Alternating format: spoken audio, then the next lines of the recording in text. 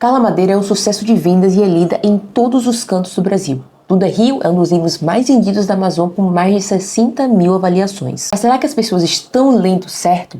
Aliás, será que as pessoas estão avaliando da maneira correta? Será que as pessoas têm capacidade de dizer o que é um livro bom e o que não é um livro bom? Bom, hoje eu vou usar a obra Dom Casmurro de Machado de Assis para a gente entender um pouquinho como que a gente pode avaliar o que é um livro bom do que não é um livro tão bom assim.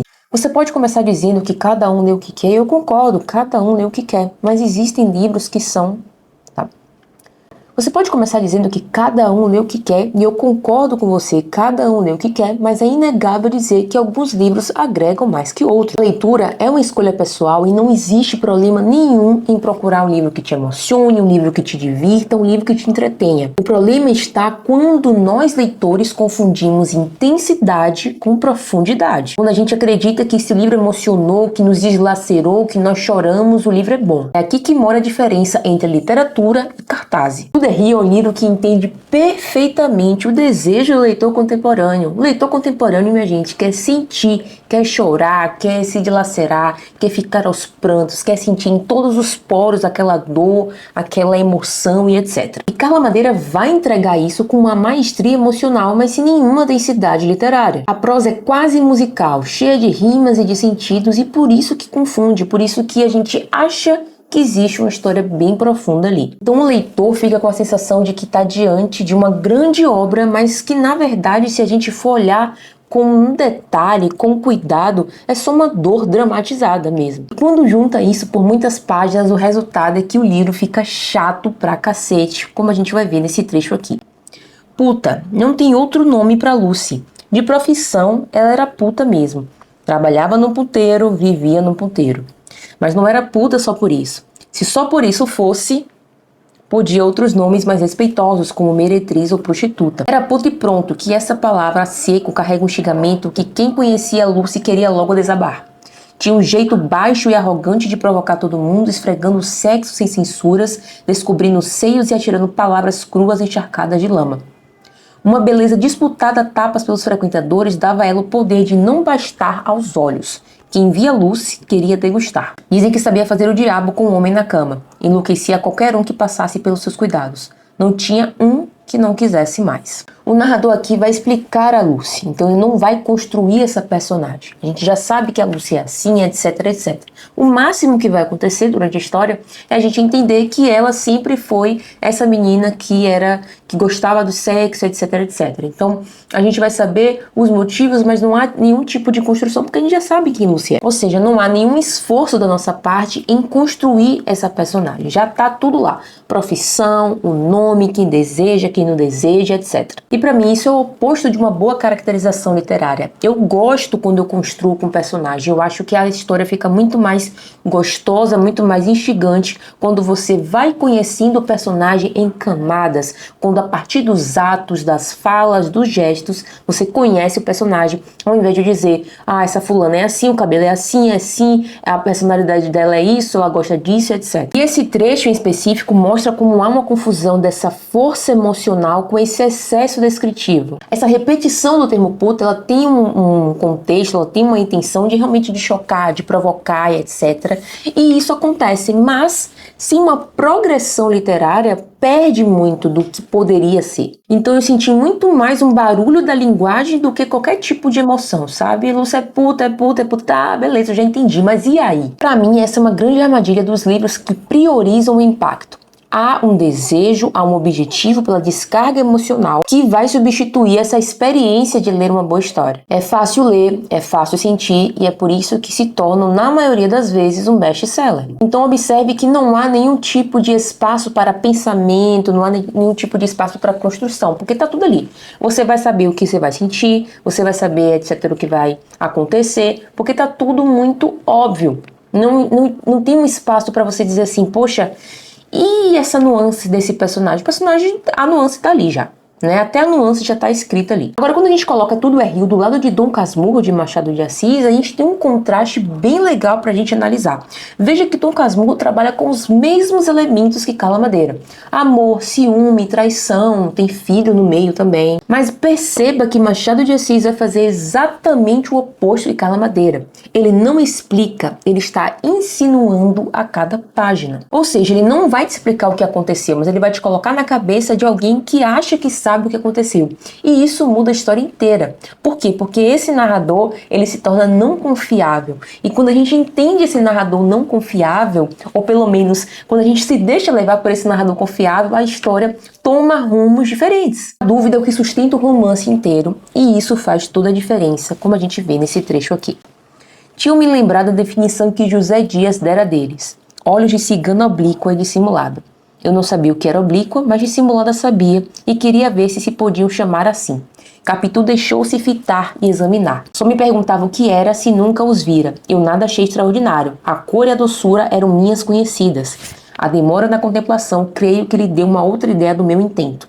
Imaginou que era um pretexto para mirá-los mais de perto, com os meus olhos longos, constantes, enfiado neles, e a isto atribuo que entrasse a ficar crescidos e sombrios, com tal expressão que, retórica dos namorados, dá-me uma comparação exata e poética para dizer o que foram aqueles olhos de Capitu. Não me acode imagem capaz de dizer, sem quebra da dignidade do estilo, o que eles foram e me fizeram. Olhos de ressaca? Vá de ressaca. É o que me dá a ideia daquela feição nova. Traziam não sei que fluido misterioso e energético, uma força que arrastava para dentro como a vaga que se retira da praia nos dias de ressaca. Para não ser arrastado, agarrei-me às outras partes vizinhas, às orelhas, aos braços, aos cabelos espalhados pelos ombros. Mas tão depressa buscava as pupilas, a onda que saía delas vinha crescendo, cava e escura, ameaçando envolver-me, puxar-me e tragar-me. Quantos minutos gastamos naquele jogo? Só os relógios do céu terão marcado esse tempo infinito e breve. A eternidade tem as suas pêndulas. Nem por não acabar nunca deixa de querer saber a duração das felicidades e dos suplícios. Machado de Assis cria nesse trecho aqui uma das passagens mais complexas de Dom Casmurro. Veja por quê. Dom Casmurro está com seus 60 e poucos anos tentando rememorar a sua infância, principalmente quando olhou para os olhos de Capitu de uma maneira diferente.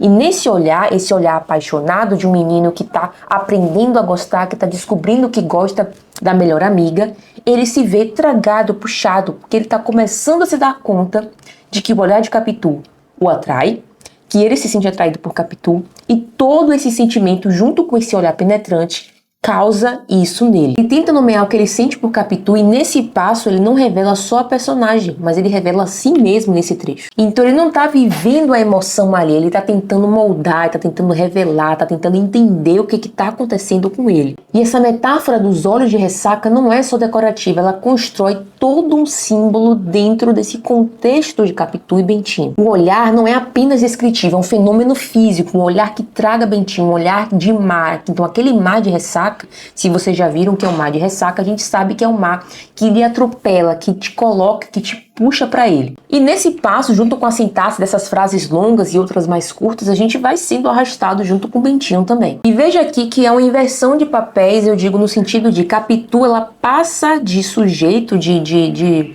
uma figura observada para ser agente. Então ela começa a tragar Bentinho.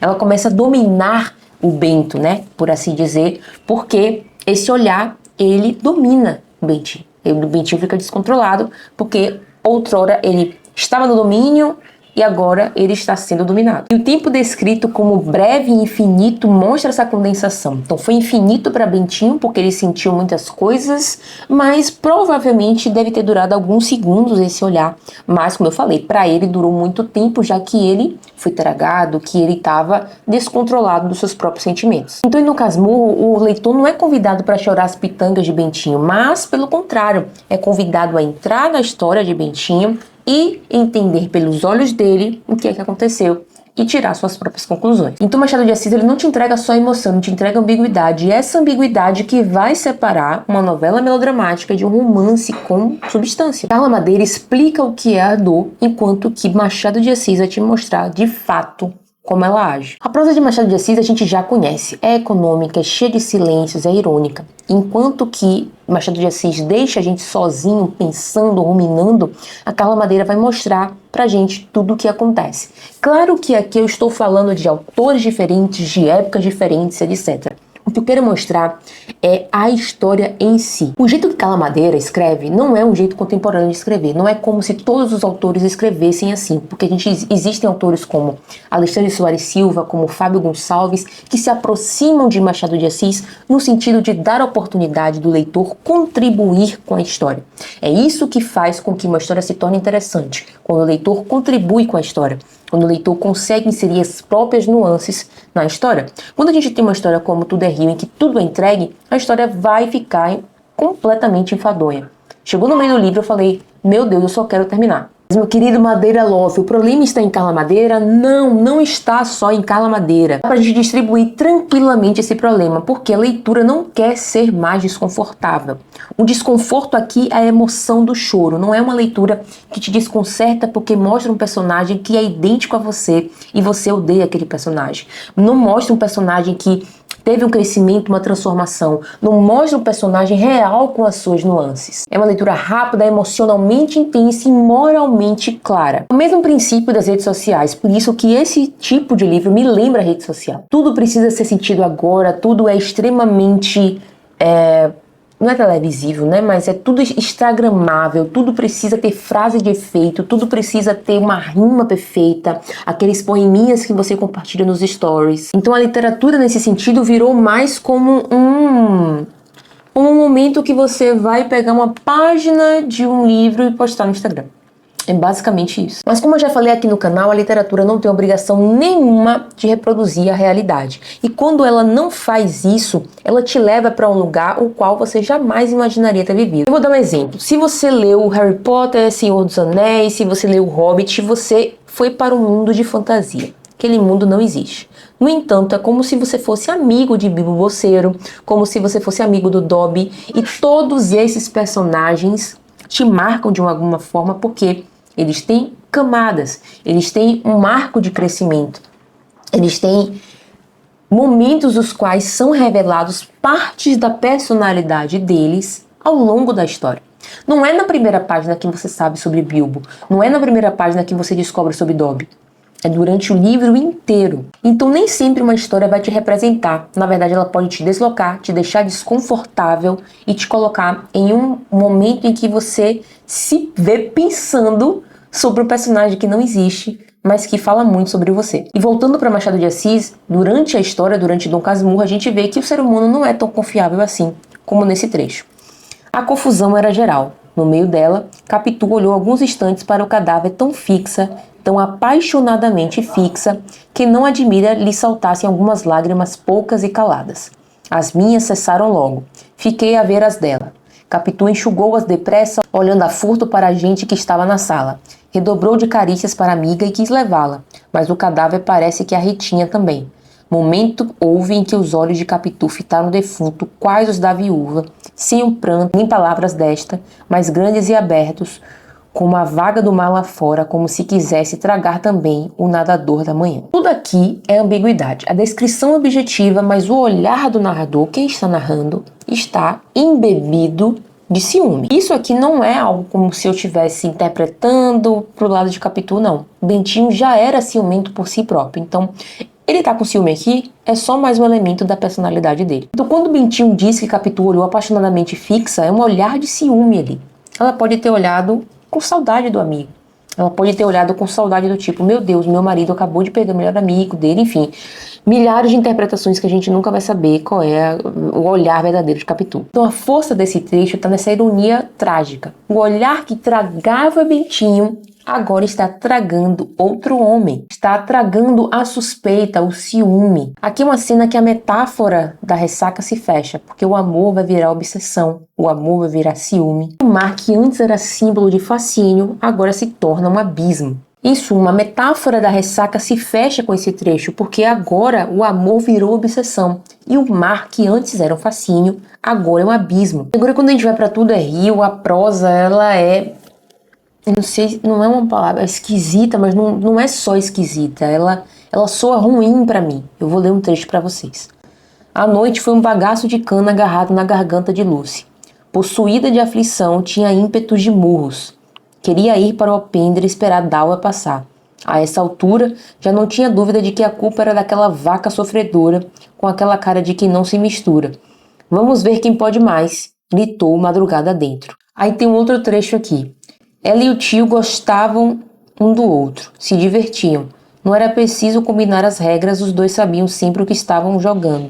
Mais do que nunca, a água estava no fogo, mais cedo ou mais tarde ia ferver. Ah, gente, sei lá, sabe? Eu acho que eu vou esperar a água ferver mesmo. A água tá no fogo, vamos esperar ferver e a gente vê no que dá, sabe? Esse livro traz uma linguagem muito imagética e isso cansa muito.